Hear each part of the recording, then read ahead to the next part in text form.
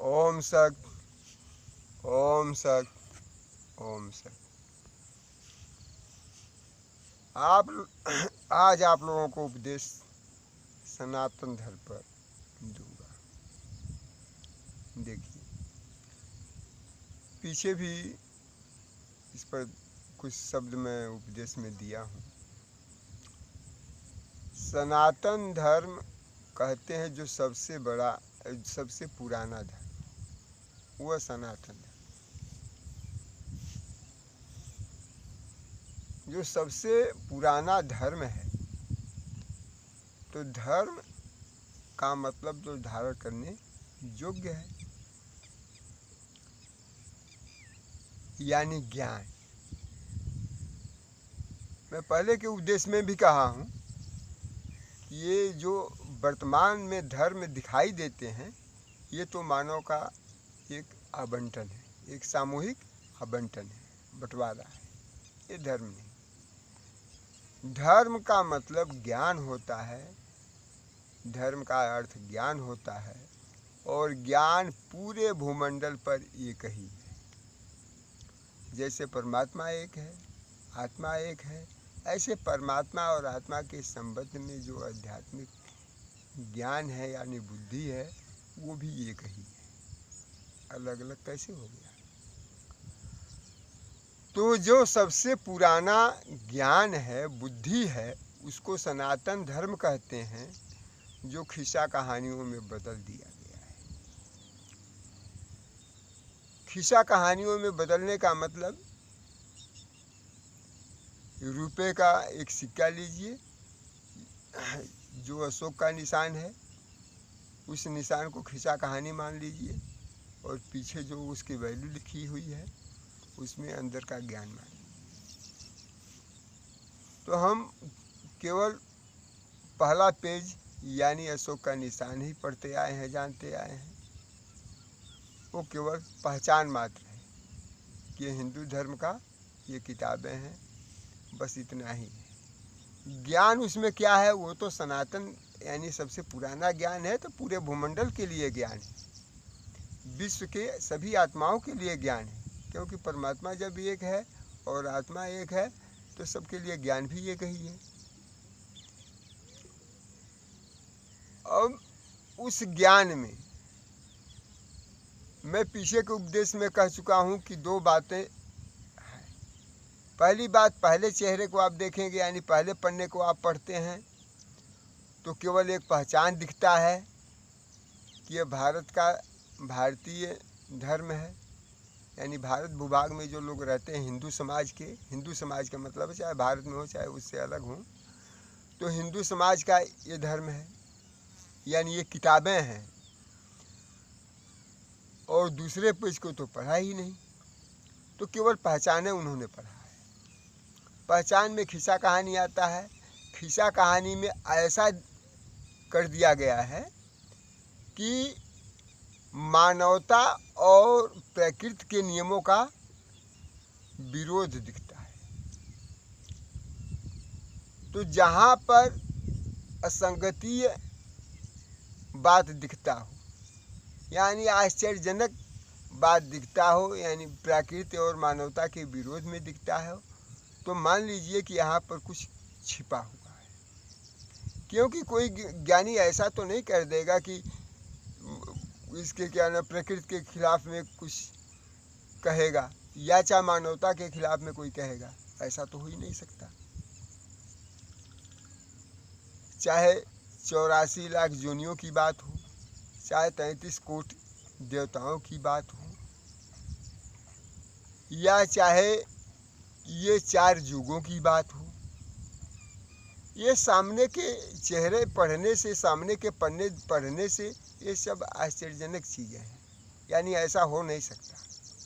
न तो 4 युग है, न ही 84 लाख योनियों का इसमें कोई वर्णन है, और न तो 33 कोटि देवी देवताओं यानी ऐसे आकाशमंडलीय जो आत्माएं हैं, अधोगति की आत्माएं, उनका कोई पूजा पाठ है। न तो जातीय है यानी वर्ण व्यवस्था, तो ऐसा कुछ नहीं है, और न तो ये मूर्ति पूजा है, यानी निर्जीव मूर्ति पूजा, ऐसा भी नहीं है। पूजा और ये कंठी माला भी नहीं है। ऐसा तो कुछ है ही नहीं है जो बैरागी आत्मा को परमात्मा ने संदेश दिया है। चाहे रामायण हो, चाहे महाभारत हो, या चाहे कोई भी ऐसी किताबें हों जिसमें ये सब कुछ नहीं है। कहाँ से क्या हुआ, कब बदला, किसने बदला, क्यों बदला,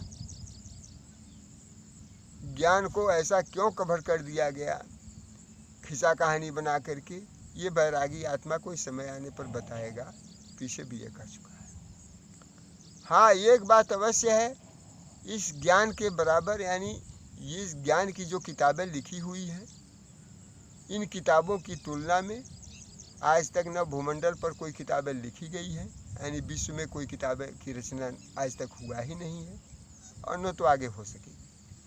ये आदि से अंत तक का मानव आत्माओं का इसमें ज्ञान है, शारीरिक ज्ञान नहीं है। शारीरिक संबंध तो हम लोग केवल इस कर्म के लिए करते हैं। शारीरिक संबंधों का ज्ञान या शारीरिक संबंधों का जो संरचना है, ये विश्व में एक कर्मों के लिए केवल है। आत्मा और परमात्मा का संबंध वो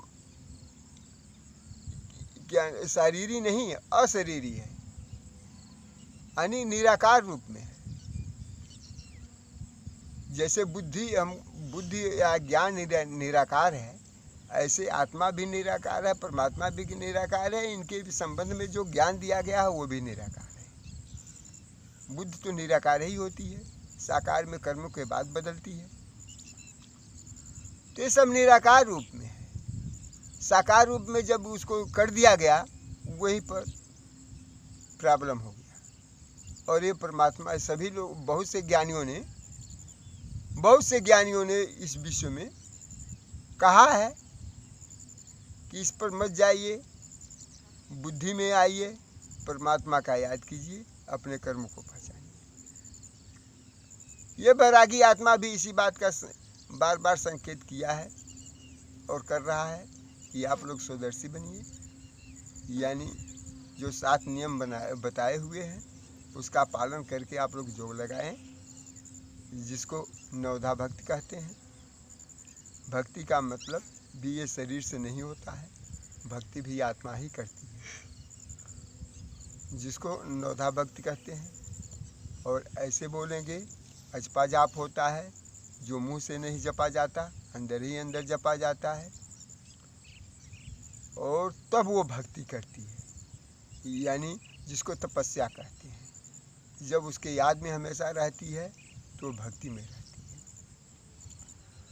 तो यहाँ से स्वाध्याय खत्म शुरू होता है, यहाँ से अध्यात्म खत्म होता है, शुरू होता है, यहाँ से अध्यात्म शुरू होता है, यानी आत्मा अपनी अध्ययन करती है, और यहीं से ज्ञान शुरू होता है। शुरुआत ही यहीं से है, प्राइमरी स्तर की पढ़ाई यही है। तो ये बैरागी आत्मा पुनः अपने पिछले उद्देश्य को दोहराते हुए आप लोगों से आग्रह करता है कि आप लोग स्वदर्शी बने,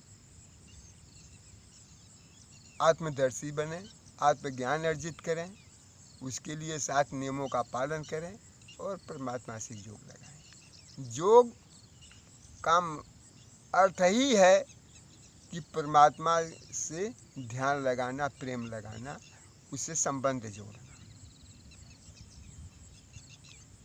इसके सिवा कोई और चीज़ नहीं। जब ये कर्म करेंगे तो बराबर रामायण की, महाभारत की, यानी 4 वेद, 18 पुराण, 6 शास्त्रों की आप भेद जान जाएंगे। मनन चिंतन करेंगे, खुद जान जाएंगे। अभी मनन चिंतन करेंगे तो ये तो आपको एहसास होगा कि सत्य बातें नहीं हैं। ये रामायण में राम भी अशरीरी है, शारीरिक दिखाया गया है, लेकिन शारीरिक दिखाने से दोष आता है। ये अशरीरी राम भी है। महाभारत में जब दिखाया गया है तो श्री कृष्ण भी अशरीरी बन जाते हैं, हालांकि श्री कृष्ण शारीरिक हैं, उनको अशरीरी बना दिया गया है। परमात्मा बना दिया गया तो अशरीरी हो गए। तो ऐसे ही शिव पुराण में है, ऐसे ही श्रीमद् भागवत में है, हर जगह ऐसे ही बनाया गया है। सब अशरीरी है, यानी निराकार में किताबें लिखी हुई हैं जो साकार में कहानियों में बदल दी गई है। और ये आपको मनन चिंतन से अभी भी पता चलेगा कि ऐसा प्रकृति के विरोध में जो बातें जाती हैं, जो अध्यात्म, जो ये मानवता के विरोध में जाती हैं, ये कोई ज्ञान नहीं है। तो आप लोग ये दो बातें आज से जान लें कि बैरागी आत्मा जो बोलता है वो बराबर सत्य बोलता है। इसमें असत्य की तो संभावना नहीं होती है, जो भी बोला गया है पीछे उपदेशों में। हाँ, आप लोग मनन चिंतन करके ये समझ सकते हैं कि ये जो खिस्सा कहानी है, यदि मानवता के खिलाफ है, ये प्राकृतिक नियमों के खिलाफ है, तो सही नहीं है। सही क्या है, इसको आप उस समझ सकते हैं जब आप अध्यात्म की पहले स्टेज में आएंगे, पहले स्तर में जब आएंगे, यानी जब ध्यान लगाएंगे परमात्मा का, मनन चिंतन करेंगे, तो आपको समझ में आएगा। और उस समय तक ये बैरागी भी उस भेद को नहीं खोलेगा। कारण ये कि जब तक प्राइमरी की पढ़ाई नहीं पढ़ेंगे तब तक आगे ग्रेजुएशन कैसे करेंगे? ऐसे संभव तो है नहीं। तो प्रकृति और परमात्मा का, आत्मा का ज्ञान जान लेना भी इतना आसान नहीं है। जो लिखा गया है उसमें भी टिपिकल बातें जगह जगह पर ऐसे शब्द हैं जिसको सोचने से आप लोगों को पता चल जाएगा कि ये संभव नहीं है, असंभव है। जैसे थोड़ी सी बात देखें, रामायण में खुद कहा गया है कि रामचंद्र जी ने रावण को बुला करके सेतु बांधने के पहले ये ज्योतिर्लिंग का पूजा किया। जब वो खुद परमात्मा है तो ज्योतिर्लिंग का पूजा करने का क्या आवश्यक है? देखें, ये संकेत है। और वो भी रावण को बुला करके वो पूजा करवाए ज्योतिर्लिंग का, उसी के क्या नाम है देश में जा करके, और उसी से लड़ाई भी करना है, और उसी को बुला करके पूजा भी करवाए। क्या जहाँ पर राम थे उस देश में कोई उच्च कोटि का ब्राह्मण नहीं थे? ऐसा नहीं, ये संकेत दिया गया है। और संकेत ये शारीरिक नहीं है, ये सब अशरीरी है। निराकार में जाएंगे तो पता चलेगा। ऐसे ही आगे भी कहा गया, महाभारत में कई जगहों पर संकेत दिया गया है। तो जहाँ जहाँ हर जगह ये संकेत दे करके ये कहा, ये आत्माओं को कहा गया है कि आप लोग अपने को जाने पहचाने, अपने कर्मों में आएँ, तब इसका भेद आप जान पाएंगे। लेकिन जहाँ तक आत्माएं केवल खिस्सा कहानी में लिपटी रहीं, वहीं वो भूल गई, वहीं वहीं रह गई। तो आप लोग ये बराबर मनन चिंतन करें कि ये जो लिखी हुई किताबें हैं, 4 वेद, 18 पुराण, 6 शास्त्र, यदि सबसे पुरानी है इस विश्व में, तो निश्चित रूप से ज्ञान है। और ज्ञान का मतलब ये अज्ञानता नहीं, यानी खिस्सा कहानी नहीं।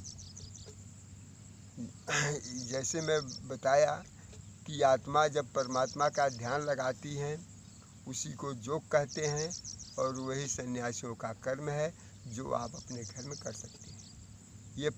ये परमात्मा ने निर्देश दिया है, ये परमात्मा का संदेश है कि सभी आत्माएं जहाँ पर हैं वहीं पर परमात्मा का ध्यान लगा सकती हैं। किसी भी मिशन में जाने का, किसी भी गुरु गुसैया को और पकड़ने की ज़रूरत नहीं है। आपको जहाँ पर हैं वहीं पर परमात्मा को ध्यान लगा करके परमात्मा को शरण में जा सकती हैं। सिर्फ 7 नियमों का पालन करके अपने कर्मों पर आ जाए, इतनी सी बात है। बगैर कर्म के तो कुछ मिलता नहीं।